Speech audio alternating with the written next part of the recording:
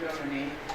And in order to give you an idea, we have a map, and as you can see, the beige or light brown colored part was East Germany, with the city of West Berlin right in the middle, and the yellow part was West Germany.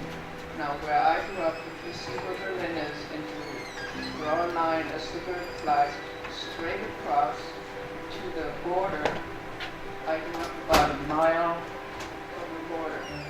So every time I look out of the bedroom window, I can see the watchtowers.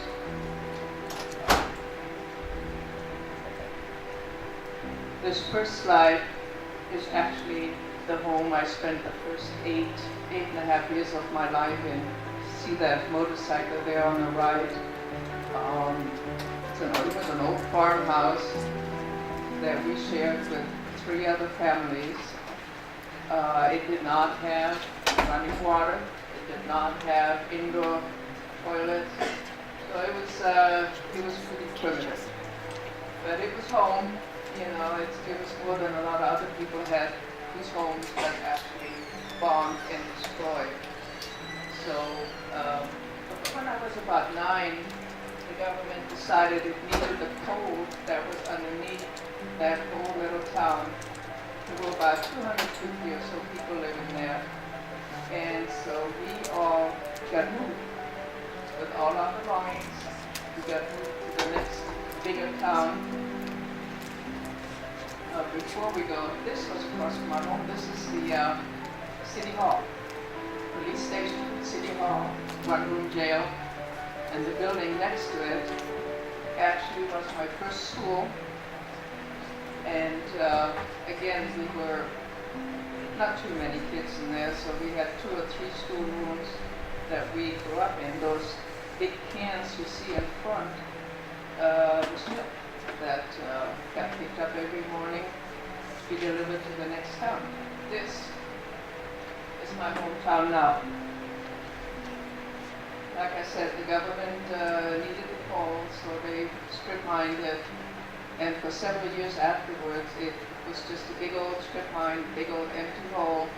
And then it was decided to make it a recreation area. And this is what it is. So, for all intents and purposes, I can never go back home unless I want to swim. This was the next place that I went to school in.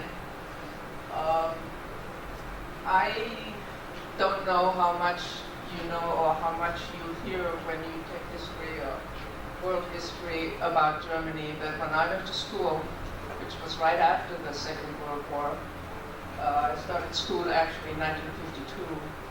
There was not a single solitary word spoken about the Second World War. Why it happened, what happened. The only thing we knew is that we, being Germany, lost. And we paid big time.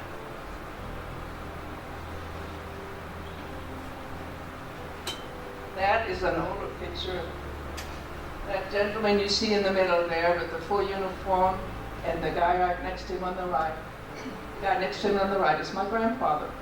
My grandfather trained as a blacksmith and spent his years in the war doing exactly that. He also had his own horse and did whatever he needed to do, but mostly that was his job. And he proudly left me a document. This is his test that he passed from just apprentice to journeyman blacksmith. That was in 1918, actually in April 1918, and that is what that looked like. He eventually,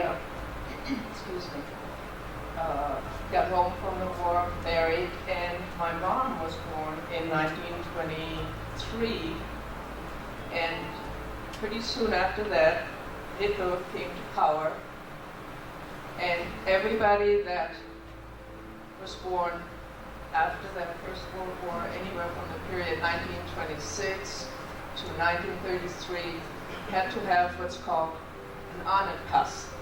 What that is a genealogy passport that they had to prove that their lineage back to the 1800s was pure German. Now my mom, my grandpa, my grandmother and my mom were in a very precarious position because my grandmother's maiden name was Morgenstern, which is a decidedly Jewish surname. So my grandfather had to prove that my mom was of quote unquote pure Aryan blood in order to get married. Now, obviously, I didn't bring all of the documents, but what I have and what I saw, they could actually prove it going back to 1859, I believe. So that when my mom actually did get married, she got proof that she was of pure Aryan blood and would only marry a German person of pure Aryan blood also. Once the war was over, of course, in 1949, Germany was divided. These are the last soldiers of the war. These were the kids, and they are 12, 13, 14 years old, that were supposed to stop the Russian tanks in Berlin. Once they actually saw the Russian tanks, they didn't do much stopping. They became what was known as cannon fodder. They just got killed, one down. That's my dad. My dad was 17 when he joined the Navy, and he decided, maybe it was decided for him, I don't know, that he decided to go to the submarine, and as you can see on this armband there, it's a band with a Hakenkreuz on it, which became the symbol of evil, pretty much, which is actually not what it was meant to be. This is an original swastika, and as you can see, it has nothing to do with Germany or the war or SS or whatever else it was ended up with. But Hitler had a tendency to borrow or use other signs that suited his purpose at the time. Just like the greeting. I'm sure you all know the Hitler greeting. Anybody? You all know what it was? Okay. It was actually, I don't know, stolen, let's say borrowed from the Romans, who said, Hail Caesar. All that means, it's like hail to Führer, for Hitler anyway. So if you get further into some of that history, and anymore it's very easy to do. You can look most of it up on the internet. You will find that some of the things that he came up with were not really his original idea. That's my dad when he came home. His submarine got captured. So did all the people on it, and he spent 6 months in POW camp in the Netherlands. But he actually came home afterwards fairly sound and safe, and proceeded to follow his wanted profession, which he wanted to be a chimney sweep, just like his dad, and that was his uniform and his first motorcycle.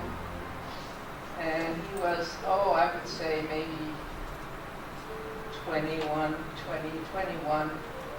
so he was still fairly young.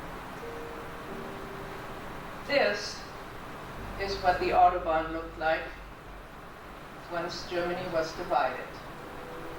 I'm not sure how well you can see the signs, but it was divided up into traveling to DDR, East Germany, Deutsche Democratic Republic, traveling to West Berlin on the right side for trucks.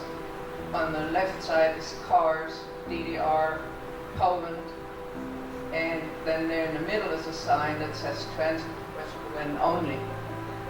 Where I lived, like I said, it was about 1.5 miles from this particular station, which is known as Checkpoint Alpha. It was one of 3 checkpoints to go from West Germany into West Berlin. One of them was further south in Bavaria, one of them was up north, and this was kind of right in the middle.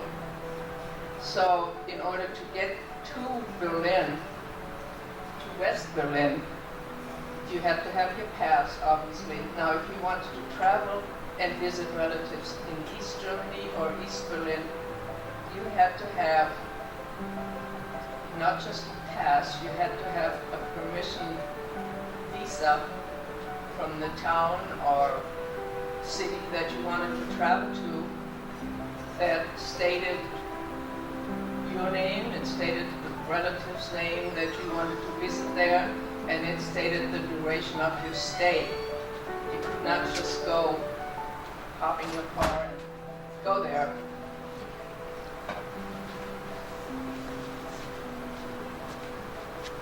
This is Checkpoint Alpha, the same place, just a few more cars. That's what it looked like once, probably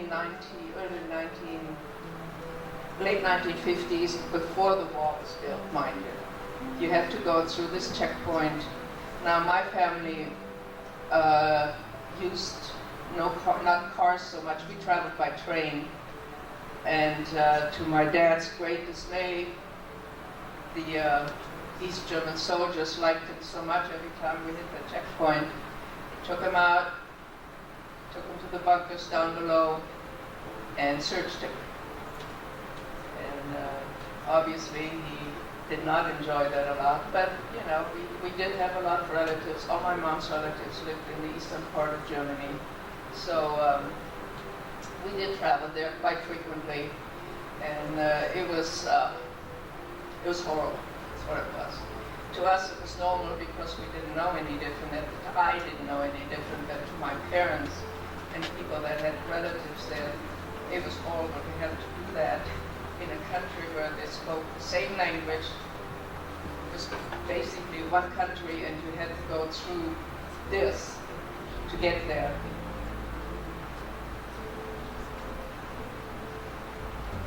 Between 1949 and 1961, East Berlin and East Germany lost 2.6 million people. And this was how they left. They cut the wires. They came with basically nothing, just to escape from what was, of course, by that time, East Germany and communist Germany, communist-controlled Germany. As you can see, there are younger people, there are older people right here, and they left their homes, most of their belongings, just to get to a different way of life, or to a way of life that they had known before. That was the beginning of the wall. In September 1961. At first it was just about a 6-foot wall with what's called a no man's land, or a dead strip of about 100 yards that was mowed in the countryside. Now in Berlin direct they had barbed wire, and it went directly in front of and through houses. The houses that were affected, the windows got boarded. People had to move out eventually. They were not allowed to live there because the East German government was afraid they were going to leave or otherwise make contact with the West German people, which they didn't want. That is the beginning of the wall. As you can see, it goes directly up to that house. and people up there started looking. All those windows that you see up there eventually got boarded up with brick. People got moved out. They lost whatever they had, they could take whatever they could take out of there, and that was it. They didn't get reimbursed for anything, obviously. But once that wall was done, not only was it about 10 foot high, there was also about a 2-foot barbed wire going straight across. This is what East German soldiers did with people that wanted to look out of the window while that was being built. The front part you see is West Germany, the water back there, the fire department water trucks are East Germans that are spraying. People that are looking out the window. This is, to my knowledge, the only East German soldier that ever decided to leave, and that was in Berlin, actually.